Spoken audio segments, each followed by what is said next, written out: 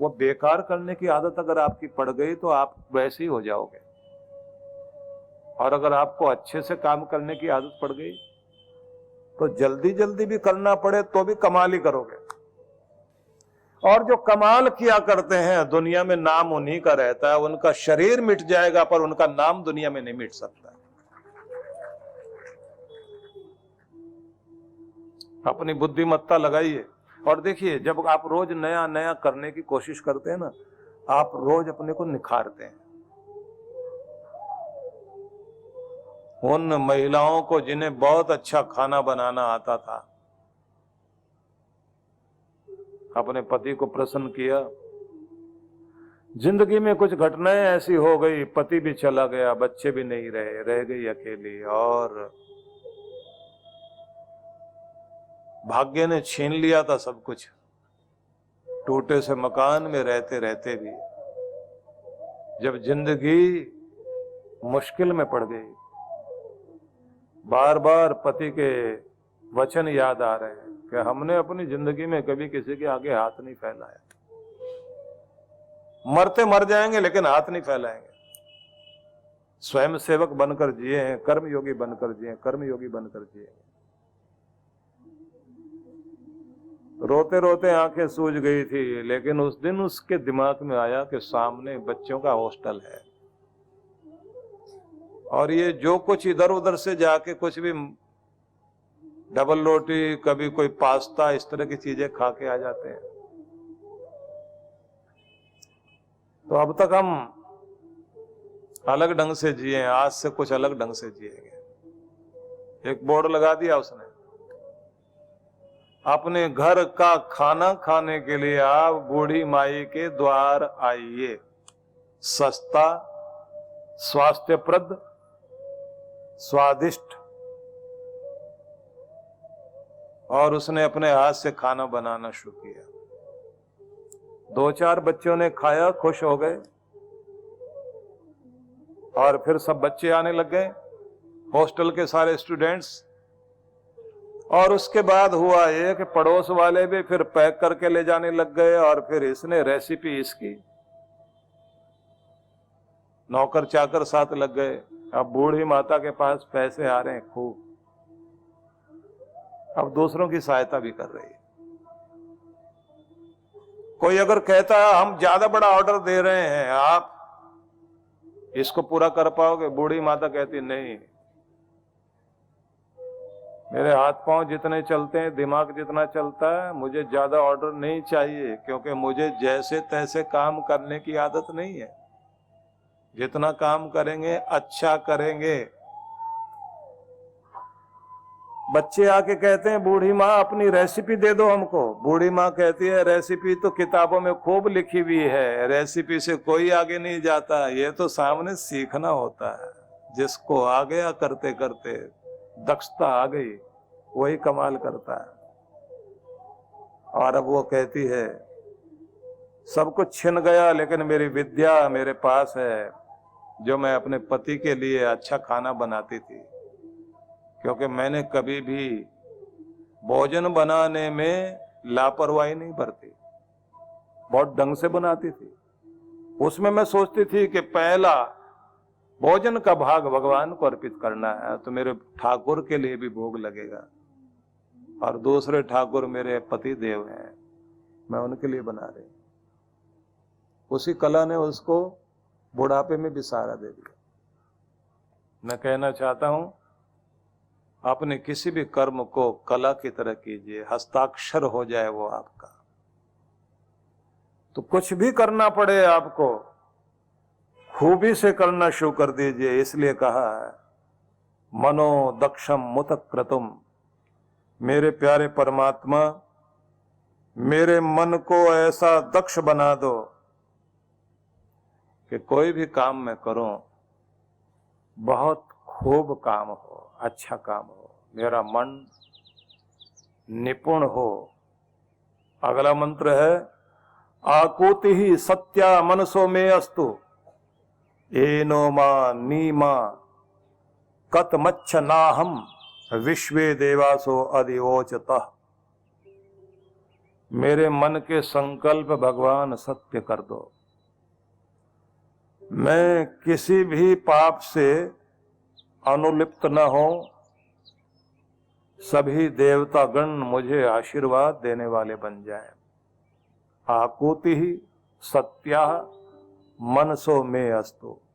मेरे मन में उठने वाले विचार सत्य हों। मतलब क्या हुआ कि मेरे मन में मैं जो सपने देखता हूं वो सत्य सिद्ध हो जाए, मैं उन्हें पूरा कर सकूं। तो सबको कुछ सपने देखने चाहिए। अब ये बात जरा ध्यान से सुनना। जिंदगी को कहां ले जाना चाहते हो उसको आप मन में निश्चित करिए। कैसी जिंदगी चाहते हो, बाकी जिंदगी कैसी चाहते हो, उसका सपना देखिए। अब उस सपने को देखने के बाद उस जिंदगी को ऐसी बनाने के लिए क्या क्या किया जाना चाहिए, उसके खंड बना लें पार्ट्स में कि ये भी करना, ये भी करना, ये भी करना, ये भी करना। अब ये तो हो गई योजना। इसके बाद भगवान से प्रार्थना और फिर उस तरह से करना शुरू कर दीजिए, तो आप अपने आप को वहां लेकर जा सकोगे। जब आप ये कहते हैं कि मुझे ऐसी जिंदगी चाहिए जो हंसती मुस्कुराती जिंदगी हो, मैं ऐसा जीवन चाहता हूं जिसमें मधुरता हो, मैं ऐसा जीवन चाहता हूं जिसमें प्रेम हो, तो फिर उसको बोना शुरू कीजिए। जैसी फसल चाहते हैं ना, पहले उसको बोना तो पड़ेगा। अगर आप चाहते हैं आपकी जिंदगी में मुस्कुराहट रहे तो भाई खुद मुस्कुराते रहने की आदत डालो। अगर आप चाहते हैं लोग आपकी इज्जत करें, आपको प्रणाम करें, तो खुद प्रणाम करने की आदत बना लो। जब आप किसी को राम राम जी कहेंगे, नमस्ते कहेंगे, गुड मॉर्निंग कहेंगे, तो दूसरा भी आपको बोलेगा जरूर, और फिर घर के लोग, आदत पड़ेगी सबको। आप प्रेम का व्यवहार दें, बोइए उसको समाज में कि वो लौट आए आपकी तरफ। तो मुस्कुराते रहिए कि मुस्कुराहट आपकी तरफ आए, आदर देते रहिए कि आदर आपकी तरफ आए, प्रेम बोते रहिए कि जिससे प्रेम आपकी तरफ आए। उनकी संगति करिए जिनकी संगति में बैठने से आप कीमती बनते हो। जो आपको पीछे खींचते हो, गलत चीजें सिखाएं, उनको दूर से प्रणाम करके जाइए। और जैसे ग्रंथों में लिखा है कि बुरे लोगों को उसी तरह से दूर से देखकर बच के चलिए जैसे जहरीले सर्प को देखकर लोग बच के चलते हैं, क्योंकि वो आपको बहुत गलत तरफ लेकर जाएंगे। कोई कुछ भी सिखा सकता है, कोई आपको बीड़ी पीना सिखाएगा, कोई सिगरेट पीना सिखाएगा, और तो और कोई खैनी खाना सिखा देगा। भले लोग वो जो ये ऐसे ऐसे रख करके करते हैं ना, ये यहां से लेके फिर ऐसे होठ खींच के भरते हैं, यहाँ मसाला भरते हैं, फिर ऊंट की तरह होठ ऊपर करके चलते हैं। ऊंट का निकला होता है ना होठ आगे की तरफ, वो ऐसे करके और फिर बात भी करेंगे।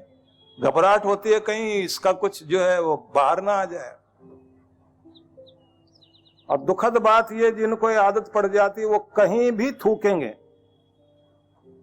उन्हें अपने घर से लेके बाहर कहीं भी चले जाइए। आप सोचेंगे ऐसे तो बहुत कम लोग होंगे, बड़े भारी लोग हैं ऐसे, जगह जगह आपको मिल जाएंगे। और घर के लोग क्या कहते हैं उनके, ये कभी ऐसे नहीं करते थे, इनको तो एक आदमी मिल गया था, बस उसने सिखा दिया है इसको।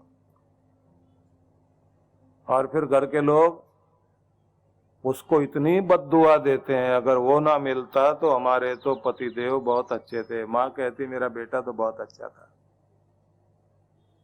और सबसे ज्यादा बद्दुआएं तब मिलती हैं जब किसी को ये जो खाते खाते पान मसाला और क्या क्या चीजें जो मुंह में रखते रहते हैं ना, होठ भी इतने, गाल वगैरह इतने ज्यादा कमजोर हो जाते हैं। एक का भले आदमी का ब्रश करते करते जैसे ब्रश मारा वो आर पार हो गया ऐसे, और बाद में पता लगा कि गल गया था और कैंसर की पहली स्टेज शुरू हो गई। तो सिखाता है ना कोई। तो जैसे सांप को देख करके आप बच के चलते हैं, ऐसे बचो कि ये वो लोग हैं, एक बार कोई गलत चीज सिखा दी, जिंदगी गई आपकी। तो मेरा मन कल्याणकारी हो जाए और मेरे सपने सच हो जाएं,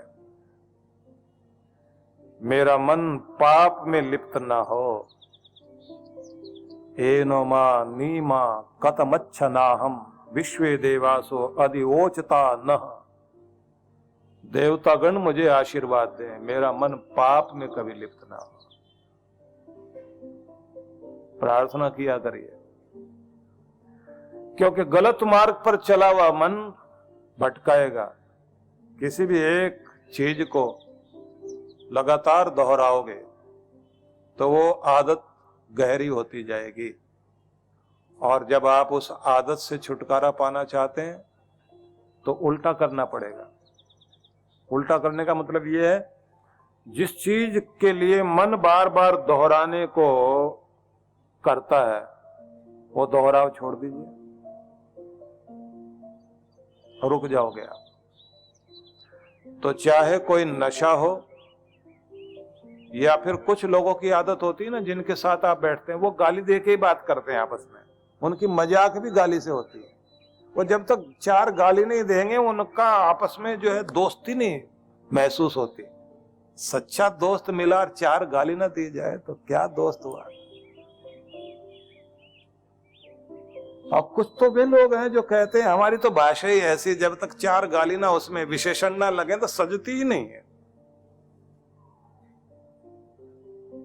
सीख ली गाली, और उनको देखकर बच्चों ने भी सीख ली। अब घर में कोई नेताजी आए, नेताजी बहुत अच्छे थे, उम्मीद थी सारे घर वालों को हमारे रिश्ते में लगते हैं, आए हैं तो इन्होंने अगर प्रसन्न हो गए, हमारा एक काम अटका हुआ है वो तो पूरा हो ही जाएगा, ठीक हो ही जाएगा। अब बच्चे को बुला के लेके आए, सब घर के लोग, बहुएं भी आके उनको प्रणाम कर रही हैं, सब लोग उनको प्रणाम कर रहे हैं, गुलदस्ते दे रहे हैं। एक बहू जो है वो अपने बच्चे को लेके आई, बेटा प्रणाम करो प्रणाम करो। अब उसने तो कभी किया हो तो करे, उसने तो वही कर दिया जो घर में रोज होता था। वो आया चलता चलता आके नेताजी की तरफ देख के बोला, उल्लू का पट्टा। अब सब घर के लोग हाय हाय हाय हाय, क्या बोल दिया क्या बोल दिया। और नेताजी कहते हैं भैया इसने पहली बार नहीं बोला, ये घर में रोज बोलता है और आप खुश होते हैं। इसने सोचा ऐसा बोल के मुझे भी खुश कर दे, इसने खुश कर दिया। नहीं हम तो आपको आदर कर रहे थे, देखो क्या बोल दिया इसने, क्या बोल दिया। अब क्यों बोल दिया? आपके घर में वातावरण है वो। आप मजाक में भी अगर कोई चीज कहेंगे अपने बच्चे को तो वो बच्चे के ऊपर आएगी जरूर। वो तो बहुत प्यारा है, जो कुछ दे रहे हो उसको लौटा रहा है। आपका घर कीमती, आपके बच्चे कीमती हैं, आप क्या बांट रहे हो। इसलिए मैं आपसे निवेदन करना चाहता हूं, वेदों का संदेश सुना रहा हूं आपको कि भगवान मेरा मन पाप से कभी युक्त ना हो। मेरे मन में जो सपने आए, जो मैं सपने देखूं वो सत्य हो जाएं, उन्हें पूरा करने वाला बन जाऊं। तो देखो अपने सपने जो आप बनना चाहते हो, जो होना चाहते हो। जब सब लोग मनोरंजन कर रहे होंगे, आपको मेहनत करके अपने काम में लगे रहना होगा। जब सारी दुनिया सोई पड़ी होगी, आपको सवेरे उठ के सैर करनी ही होगी। जब सब लोग आलस्य करके बैठे हुए हैं, आप सवेरे उठ के प्राणायाम और अपनी भक्ति करोगे। जब सब बच्चे मनोरंजन में लगे होंगे, विद्यार्थियों को पढ़ना होगा, अगर उसे आईएएस या आईपीएस ऑफिसर बनना है, या कोई जज बनना है, या कोई सीए बनना है, या कोई बहुत बड़ा बिजनेसमैन बनना है। हर बिजनेसमैन को भी अपने दिमाग को नया बनाते रहना पड़ता है, नया सीखते रहने के लिए तैयार रहना होता है।